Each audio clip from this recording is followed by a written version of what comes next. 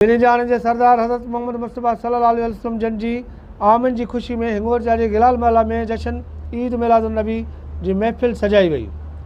जशन ईद मिलादुन्नबी की महफ़िल में मुल्क के नाले वाले नात ख़वान शबीर नियाज़ी समेत नात ख़वान नात मक़बूल रसूल सल्लल्लाहु अलैहि वसल्लम पेश कयूं।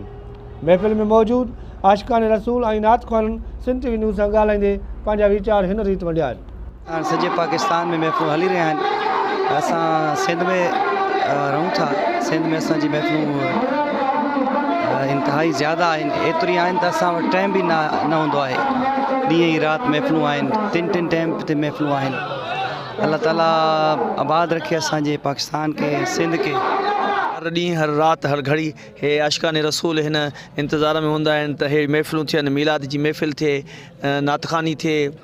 बाक़ाइदे हिन महफ़िल के तमामु बहितर नमूने सां ॾिसूं पिया ऐं हिन महफ़िल में हज़ारनि जे तादाद में दोस्त शामिल आहिनि। सजाए गोठ गलियूं शाद कबा आयो न बी प्यारो न बी आहियूं वो असां गाईंदा सदाई तुंहिंजी नात आहियूं सॼो ॾींहुं सारींदा सॼी राति आहियूं पेश कंदा मुश्किलात आहियूं वो ॾे घुरायो यार रसूल हाणे पाण वटि रहायो यार रसूल।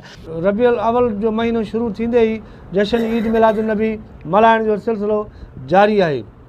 कैमरामैन फयाज़ शेख सां गॾु गुलाम सिंह चांग, सिंध टीवी न्यूज़ हिंगोर।